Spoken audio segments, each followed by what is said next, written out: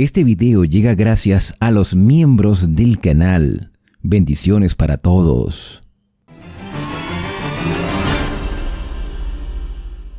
Hoy, en nuestro recorrido explicativo por las Sagradas Escrituras, hemos llegado al capítulo número 11 del segundo libro de Samuel. Aquí vemos al rey David, que ha encontrado la paz en medio de todas estas naciones que estaban a su alrededor, y en este momento de tranquilidad sucedió un evento crucial en la vida de David que debe ser de reflexión para nosotros. Entre más nos adentramos en la vida de David, vemos sus imperfecciones semejantes a las nuestras. Este capítulo habla de el terrible crimen de el rey de Israel.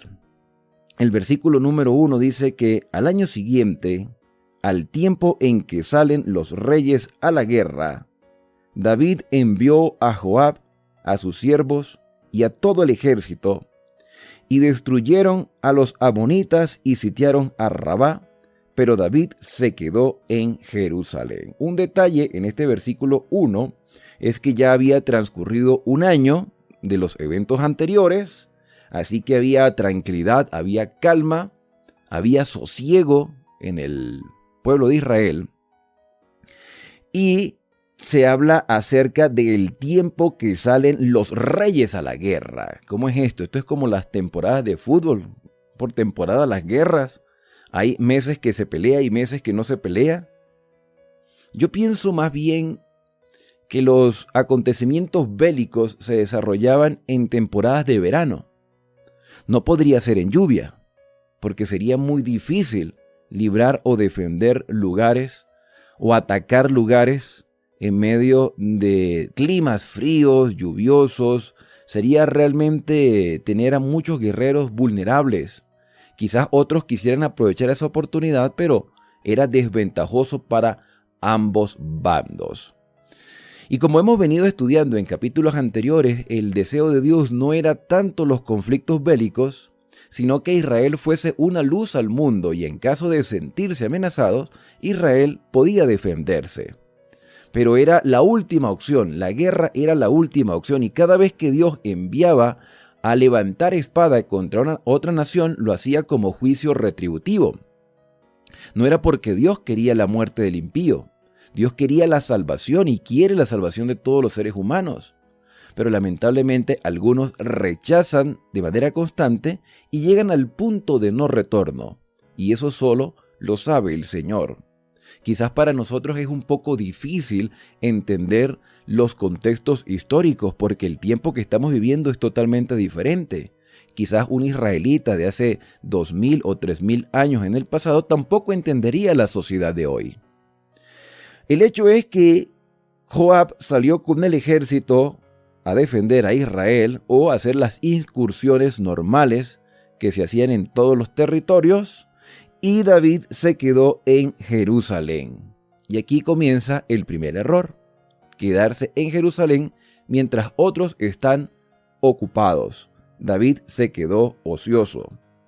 En el libro Patriarcas y Profetas, en el capítulo 71, se nos presenta una introducción adecuada y una explicación de todo este capítulo 11 de segundo de Samuel.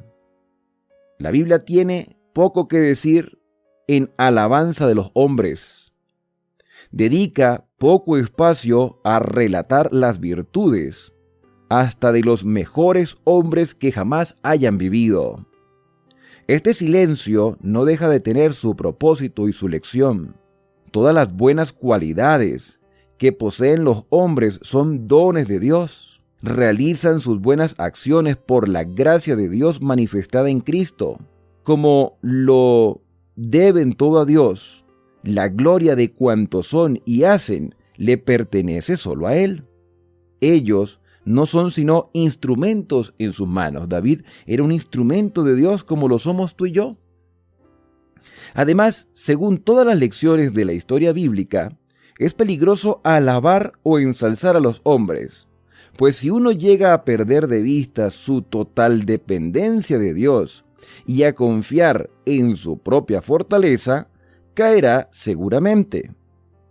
El hombre lucha con enemigos que son más fuertes que él, porque no tenemos, dice el apóstol Pablo, lucha contra sangre y carne, sino contra principados, contra potestades, contra los gobernadores de las tinieblas de este mundo, contra huestes espirituales de maldad en las regiones celestes.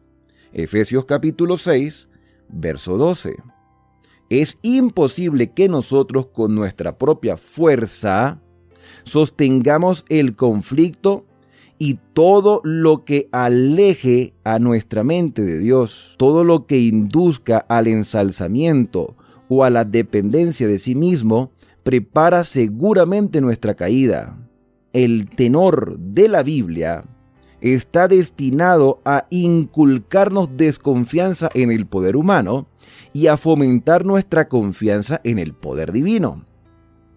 El espíritu de confianza y ensalzamiento de sí mismo fue el que preparó la caída de David.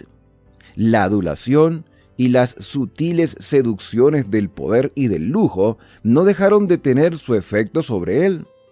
También las relaciones con las naciones vecinas ejercieron en él una influencia maléfica.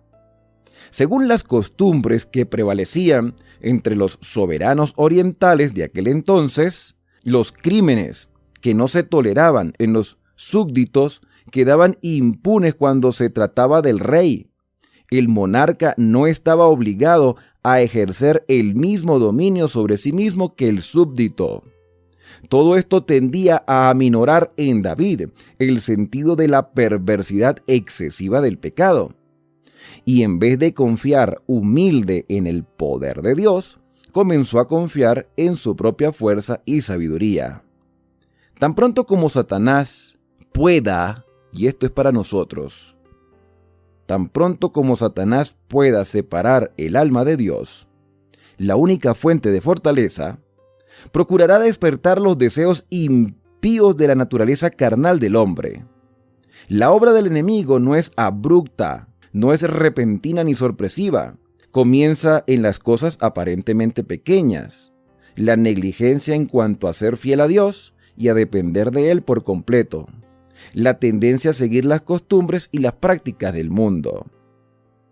Antes que terminara la guerra con los amonitas, David regresó a Jerusalén, dejando la dirección del ejército a Joab, como acabamos de leer. Los sirios ya se habían sometido a Israel, y la completa caída de los amonitas parecía segura. David se veía rodeado de los frutos de la victoria y de los honores de su gobierno sabio y hábil. Fue entonces mientras vivía en holgura y desprevenido cuando el tentador aprovechó la oportunidad de ocupar su mente. El hecho de que Dios había admitido a David en una relación tan estrecha consigo y había manifestado tanto favor hacia David, debió haber sido para él el mayor de los incentivos para conservar inmaculado su carácter. Pero cuando él estaba cómodo, tranquilo y seguro de sí mismo, se separó de Dios, cedió a las tentaciones de Satanás y atrajo sobre su alma la mancha de la culpabilidad. El hombre designado por el cielo como caudillo de la nación, el escogido por Dios para ejecutar su ley, violó sus preceptos. Por sus actos, quien debió castigar a los malhechores, le fortaleció las manos. Una tarde, dice el versículo 2, se levantó David de su cama y se paseaba por los terrados de la casa real, y vio desde allí a una mujer muy hermosa que se estaba bañando. David envió a preguntar por esa mujer y le dijeron que era Betsabé, hija de Elián, esposa de Urías Eteo. David mandó a preguntar. Nótese que él no sabe quién es ella. Así que había personas alrededor de David que conocían a esa mujer, sabían quiénes eran y le dieron la información. David envió mensajeros que la trajeran. Al llegar, David se acostó con ella. No fue que la violó. Ella también consintió. No hay en ningún momento aquí forcejeo físico. Ella se estaba bañando, quizás también atraída por el rey. Sabía que el rey le estaba mirando. Y ahora él la manda a llamar, ella obedece y no creo que haya sido automáticamente como si fuese una prostituta. Tuvieron que haber conversado, comido, paseado por el palacio. Yo no sé qué pasó en ese momento. La Biblia no da detalle de cómo fueron los planes de David para tener una intimidad con ella, o quizá David ni siquiera había pensado, sino que se dio el momento y se dieron a la tentación ambos. Aquí la culpa es de ambos. Ella podía decir que no porque estaba en su derecho por ser una mujer casada. Entonces dice que cuando ella acababa de purificarse de su menstruo, volvió a su casa. Y ella concibió y mandó avisar a David: estoy embarazada. Y esto no fue de la noche a la mañana. Para ella darse cuenta que estaba embarazada, tenía que esperar que le llegara de nuevo la menstruación. 1 mes, 2 meses, quizás 3 meses, mientras los soldados estaban protegiendo los territorios en el cual se encontraba también su esposo. Entonces ella manda a decir con un mensajero que también es testigo de lo que está pasando, porque la casa, el palacio real estaba lleno de testigos, todo el mundo sabía lo que estaba pasando. Y entonces David mandó a decir a Joab: envíame a Urías elitita, es hora de tapar la falta. Aunque hay testigos, David está tratando de tapar la falta porque, según lo que nos presenta el libro Patriarcas y Profetas, era una costumbre pagana el hecho de que no se le juzgaba al rey por acciones que para una persona normal sería un delito. Pero David tenía la revelación de Dios, tenía los mandamientos, e igualmente hizo como bien le pareció. Mandó a llamar a Urías elitita y Joab lo envió. Cuando llegó Urías, David le preguntó por la salud de Joab, por el ejército y por la guerra. Después dijo David a Urías: desciende a tu casa, lava tus pies. Y al salir Urías de casa del rey, le enviaron un presente de la casa real, pero Urías durmió a la puerta de la casa del rey con los demás siervos de su señor y no quiso descender a su casa. David pensó que lo más lógico es que después de estar tanto tiempo fuera de la casa, este hombre quisiese estar con su esposa. Como no lo logró, y como sigue diciendo los versículos, David lo persuadió, incluso hasta lo emborrachó, le dio de comer, le dio regalo, y anda a tu casa, y era muy insistente: anda a tu casa con tu esposa. Anda a tu casa. Pero es que, a ver, yo acabo de decir que esto no fue de la noche a la mañana. Esta mujer tuvo que haber esperado por lo menos mínimo 1 mes para darse cuenta que estaba embarazada. Así que de alguna manera el pecado iba a salir a la luz, pero David, desesperado, estaba tratando de hacer todo lo posible y Dios no permitió que este hombre fuese humillado mucho más de lo que ya había sido humillado, y no fue y no descendió a su casa. Urías Eteo demostró fidelidad a el rey David. En medio de los peligros de su juventud, David, consciente de su integridad, podía confiar su caso a Dios. La mano del Señor lo había guiado y hecho pasar sano y salvo por infinidad de trampas tendidas para sus pies.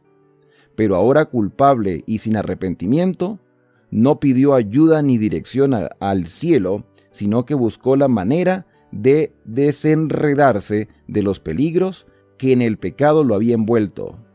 Betsabé, cuya hermosura fatal había resultado ser una trampa para el rey, era la esposa de Urías Eteo, uno de los oficiales más valientes y más fieles de David. Nadie podía prever cuál sería el resultado si llegaba a descubrirse el crimen. La ley de Dios declaraba al adúltero culpable de la pena de muerte, y el soldado de espíritu orgulloso, tan vergonzosamente agraviado, podría vengarse quitándole la vida al rey o incitando a la nación a la revuelta. Dice el versículo número 14 que como David no logró convencer a Urías, porque Urías decía: ¿cómo voy a ir yo? Dice, por ejemplo, el versículo 11, Urías respondió: el arca e Israel y Judá están bajo tiendas y mi señor Joab y sus oficiales en el campo, ¿y habría yo de entrar a mi casa y dormir con mi esposa? Por tu vida que no haré tal cosa. ¡Qué fidelidad! ¡Qué hombre tan íntegro era Urías Eteo! ¡Qué contraste con el rey David! El 14 dice que venida la mañana, David envió una carta por mano de Urías. David estaba desesperado. Se olvidó de Dios, cometió un terrible crimen, envió en la carta un contenido de muerte para el propio mensajero. Joab leyó la carta, hizo como David le pidió, colocaron a Urías solo al frente de la batalla y lo mataron. Y después David recibió la noticia. Dice el versículo número 22, llegó el mensajero y le contó a David lo que Joab le había mandado. El mensajero dijo, prevalecieron los hombres que salieron contra nosotros al campo, bien que los hicieron retroceder hasta la entrada de la ciudad, pero los arqueros tiraron a tus siervos desde la muralla y murieron algunos. O sea que no solo murió Urías, sino que otras personas murieron por culpa del pecado de David. También murió Urías hitita. David dijo al mensajero, di a Joab, no tengas pesar por eso, porque la espada consume tanto a uno como a otro. Refuerza el ataque contra la ciudad hasta que la rindas, y tú aliéntalo. Al oír la esposa de Urías que su esposo había muerto, hizo duelo por él, y pasado el luto, David envió y la trajo a su casa. Así que David quiso decir, ¡ay, pobre la viuda! ¡Ay, pobre la viuda, se murió! Su esposo, vamos a redimirla. Y David entonces iba a quedar como un héroe. Pero el versículo termina diciendo que esta acción de David desagradó a Dios por muchas razones. Primero, por el adulterio. Segundo, por el asesinato no solo de Urías, sino de otras personas. Pero también por el mal testimonio que David, como rey de Israel, dio en toda su casa. Sus servidores, sus guardadores, todos ellos fueron testigos del pecado de David.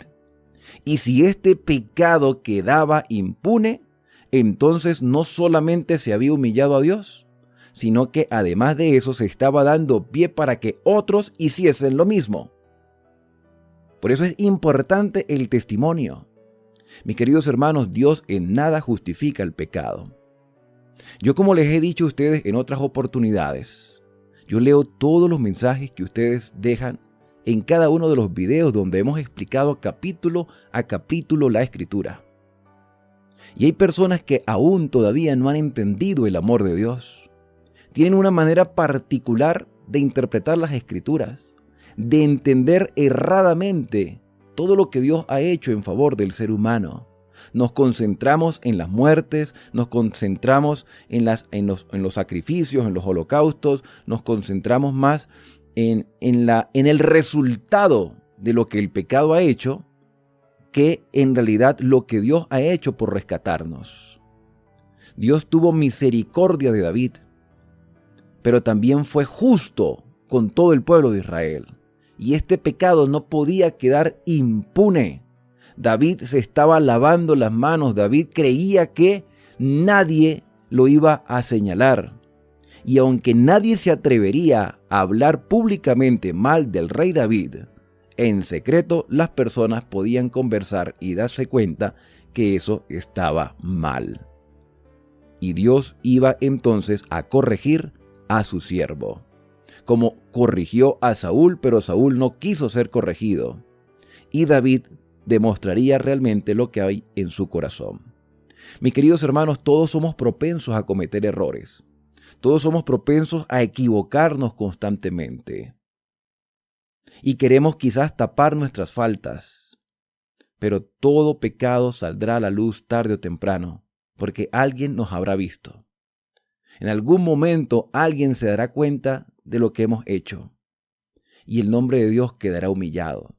Lamentablemente muchos han dado mal testimonio a lo largo de la historia del cristianismo. Hemos sido cristianos de un testimonio que da mucho que desear. Pero hoy podemos ser renovados.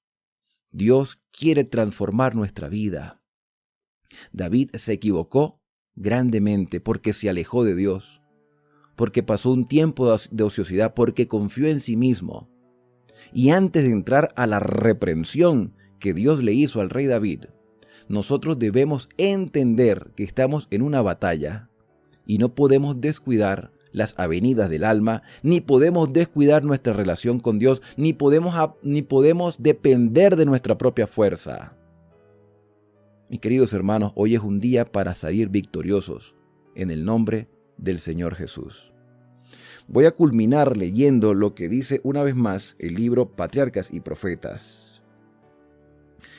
Dice la página 709, todo esfuerzo de David para ocultar su culpabilidad resultó fútil. Se había entregado al poder de Satanás. El peligro le rodeaba. La deshonra, que es más amarga que la muerte, le esperaba. No había sino una manera de escapar, y en su desesperación se apresuró a agregar un asesinato a su adulterio. El que había logrado la destrucción de Saúl trataba ahora de llevar a David también a la ruina, es decir, Satanás.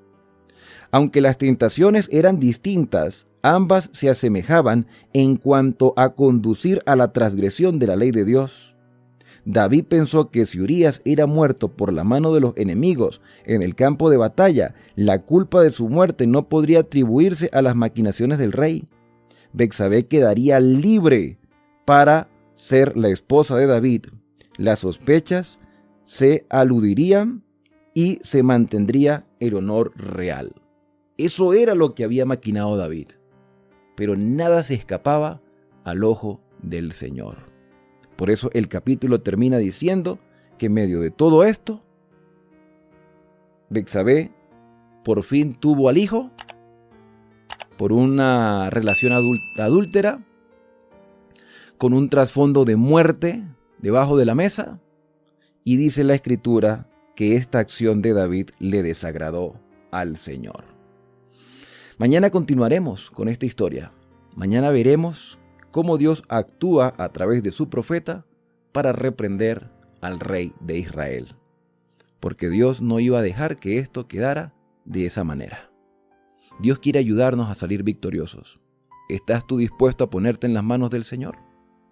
Vamos a acercarnos a Él a través de la oración. Querido Padre, muchas gracias, Señor, te damos en este día porque nos brindas lecciones. Todos somos propensos a cometer los mismos errores que cometió David, quizá hasta peores. Hemos sido privilegiados con la verdad presente, pero también somos atacados terriblemente por Satanás. Ayúdanos, Señor, porque solo en ti está nuestra fortaleza. No permitas que confiemos en nuestra propia fuerza, sino en el poder de tu Espíritu Santo, que nos ayuda en todo momento. Gracias porque nos amas y tienes misericordia de nosotros. En el santo y bendito nombre de Cristo Jesús. Amén. Bien, y ahora al despedirnos, decimos a cada uno: Dios te bendiga y te guarde. Haga resplandecer Dios su rostro sobre ti y tenga de ti misericordia. Dios alce sobre ti su rostro y ponga en ti paz. La invitación es para el día de mañana, cuando continuaremos con esta historia del rey David, aquí en Esperanza, el canal de las Sagradas Escrituras. Así que no olvides suscribirte al canal, activar las notificaciones y compartir estos videos con otras personas. Que la bendición de Dios te acompañe a lo largo de este día.